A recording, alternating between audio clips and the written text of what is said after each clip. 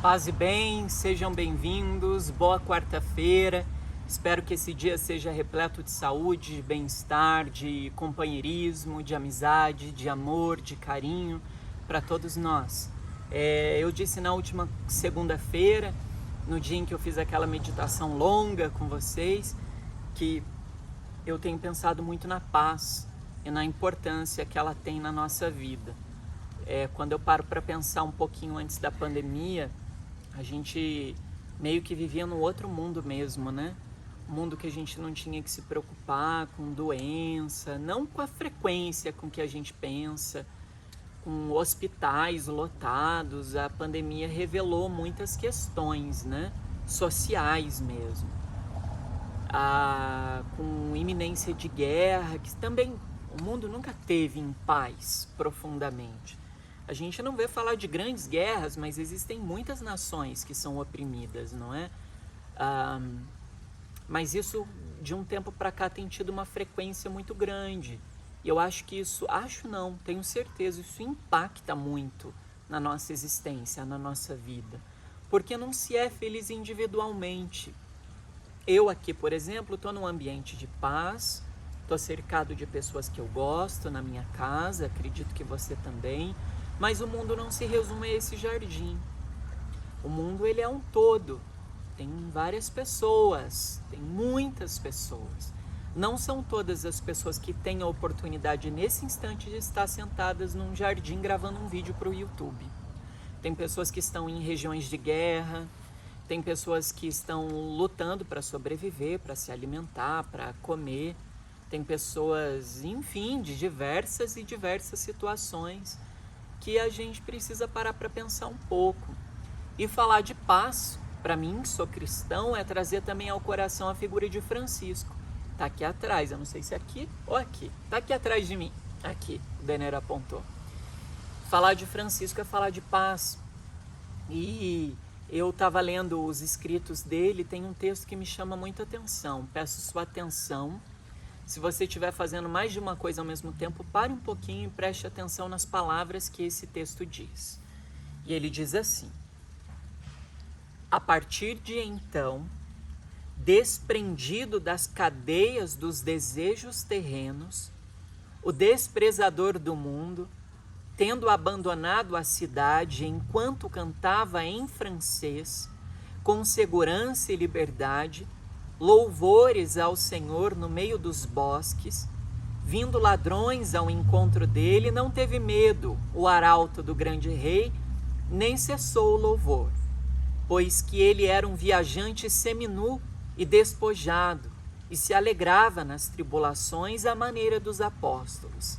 Desde então, o amante de toda a humildade transferiu-se para prestar serviço aos leprosos, de modo que, enquanto se submetia ao jugo do serviço, as pessoas miseráveis e desprezadas, antes aprendia do que ensinava o perfeito desprezo de si e do mundo. E, na verdade, como antes costumava ter mais horror deles do que de qualquer outra espécie de homens, derramada mais profusamente sobre ele a graça, entregou-se com coração tão humilde ao serviço deles que até lhes lavava os pés, enfaixava as feridas, retirava a podridão e enxugava a secreção purulenta. Também pelo excesso de inaudito fervor, precipitava-se em beijos das chagas ulcerosas, colocando sua boca no pó para, saturado de insultos, submeter à força, à arrogância da carne, à lei do espírito. E depois de ter subjugado o inimigo doméstico, poder possuir pacificamente o domínio de si. É muito bonito e forte também, impactante. Para quem não conhece a história de São Francisco de Assis, ele era um homem cheio de sonhos, um jovem cheio de sonhos, de busca de ideais, e esses ideais todos eles fundados no material, no materialismo, no status, Ele queria posses, ele queria ser rico. Aliás, ele era rico, mas ele não era nobre. O título de nobreza era diferente, nem todo rico era nobre. Então ele queria mais do que ele já tinha. Ele queria ser um homem nobre, um homem de fama na sua cidade, na redondeza. Então ele tinha uma busca muito grande, ele queria ir para a guerra. O sonho de Francisco era ir para a guerra, um jovem. E ele viveu uma vida muito perdida nesse sentido, uma vida muito vazia. Ele tinha horror dessas pessoas que sofriam de hanseníase. E os textos antigos usam a expressão leprosos. Ele tinha horror desses leprosos, ele fugia desses leprosos. Ele tinha verdadeiro desprezo. E depois, fazendo uma experiência, ele se converte, mas não é uma conversão infantil, como muitas vezes a gente entende. Agora eu não falo mais com ninguém, eu não como mais nada, eu só vivo para Deus e eu não me importo mais com o mundo. Não é nesse sentido a conversão dele. A conversão dele fez o caminho oposto disso que eu mencionei.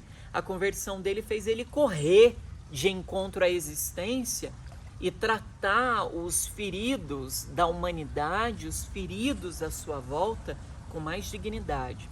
Então esse texto que eu escolhi localiza-se bem no momento em que Francisco se despe literalmente das suas vestes opulentas, ricas, da sua família, e ele começa a trajar uma veste marrom e vai morar junto com os leprosos na caverna. Ele escolhe viver no meio dos excluídos. Então Francisco, o texto ele é forte porque ele fala que Francisco beijava as feridas dos leprosos, Francisco cuidava com muito carinho dessas feridas, ele passou uma vida inteira dedicado àqueles que eram deixados de lado. Fico tentando, né? Aqui mesmo, na frente de vocês, minha mente viaja, eu começo a me transportar para Assis daquela época, em 1100 e pouquinho, pensando em como Francisco viveu essa dimensão da vida dele. E por que eu associei isso à paz?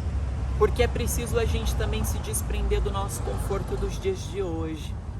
A gente tem tanta ferramenta que facilita a nossa vida, né? Até outro dia eu precisava comprar uma passagem de ônibus de volta para Pinda e eu estava dentro do metrô e eu estava bem em cima da hora do ônibus. Eu entrei no aplicativo, comprei a passagem, cheguei na rodoviária e já fui direto para lugar de embarque. Eu lembrei que há poucos anos atrás, que não tinha esses aplicativos, que eu tinha que chegar correndo e eu já perdi ônibus na rodoviária de São Paulo. Para vir para Pinda, eu tive que pernoitar dentro da rodoviária porque eu não tinha como comprar passagem nem para cidades próximas aqui. Então a gente vê que com o tempo, com o mundo moderno, muita facilidade veio. Mas ao mesmo tempo que essa facilidade vem, a gente vai se desprendendo daquilo que é essencial e a gente vai se tornando superficial. E aí se encontra um ponto onde a gente acaba se perdendo da paz e desse lugar necessário que nós somos os construtores. A paz ela é feita de atenção. E se eu corro, se a vida é muito fácil em todos os aspectos, eu me perco dessa paz necessária para perceber o que está faltando na vida daqueles que estão à minha volta. Eu foco somente nas minhas próprias experiências e me esqueço que também eu devo me comprometer com a realidade do próximo, com a realidade alheia. Então vamos fazer um caminho como o de Francisco, de olhar para as pessoas feridas, de olhar para as pessoas machucadas. Talvez você seja uma dessas pessoas machucadas e abrir o nosso coração. Abrir o nosso coração para a paz, nos desarmarmos literalmente dos nossos julgamentos, dos nossos preconceitos, das nossas falas que fazem mal ao próximo, das nossas ignorâncias, da nossa cegueira, de tantos comportamentos que cultivamos em nossas vidas e que nos afastam tanto da paz. Quando a gente para pensar nesses homens poderosos, nesses presidentes, primeiros ministros desses países ricos, quanto investimento na indústria bélica, países fornecendo armas de destruição em massa, e a gente vê tanta gente passando fome ao mesmo tempo. A humanidade tinha que investir numa maneira de expandir, dessa mesma maneira que expande-se a guerra, o amor. Imagine se nós construíssemos bombas de afeto, em que a gente jogasse num determinado lugar e aquele afeto se espalhasse por todo o território. Imagina se nós construíssemos bombas de amor. Que maravilhoso seria se nós jogássemos uma bomba de amor num país em que aquelas pessoas tivessem experiência poderosa com esse sentimento tão transformador e necessário. Como é importante a gente focar a nossa energia, focar a nossa atenção naquilo que vai gerar bem-estar para todos, conforto para todos. O mundo não se resume a esse jardim. O mundo não se resume à minha vida confortável de religioso. O mundo está ali fora, está aqui no meio de nós e a gente precisa de ter contato com essa realidade e promover essa realidade, promover o bem-estar, promover a cura. E não é só cura física, estar atrás de cura física. A gente precisa curar o espírito. O nosso espírito está adoecido. O desejo de guerra, o desejo de bombardear, o desejo de destruir, o desejo de aniquilar, o desejo de acabar com aquilo que é diferente, o medo do diferente, essa repulsa, essa alergia ao que é diferente nos consome. A gente gasta toda a nossa energia, todo o nosso foco em tudo isso. Então vamos abrir o nosso coração, vamos deixar com que esse compromisso espiritual faça parte do nosso dia a dia, das nossas experiências e dos nossos relacionamentos. Vamos pensar juntos sobre isso. Vamos pensar o que a gente pode fazer para que os afetos sejam compartilhados, a cura aconteça a partir desses afetos que eu tenho que expressar e que você tem que expressar. Vamos buscar uma vida com mais qualidade, não só qualidade material, de ter uma casa bem edificada, de ter um carro bom, que também é importante, mas muito mais do que isso, viver num ambiente onde nós estamos desarmados e a gente não tem medo. Viver sem medo, isso é liberdade. Deixa o seu like se você gostou, se fez sentido para você. Diz para mim aqui um pouquinho, escreve aqui embaixo, para você, o que é paz? Como você se relaciona com a paz? Como que você se compromete com a paz? A paz é algo que vem de fora, é algo que está dentro da gente. Como que você entende a paz? Escreve para mim um pouquinho sobre isso, eu quero ler e depois eu comento no outro vídeo que eu ler aqui. Eu faço uma segunda parte desse vídeo e a gente fala melhor sobre isso. Um beijo no teu coração, até sexta-feira, Deus te abençoe e que Ele conceda paz ao mundo todo. Um beijo.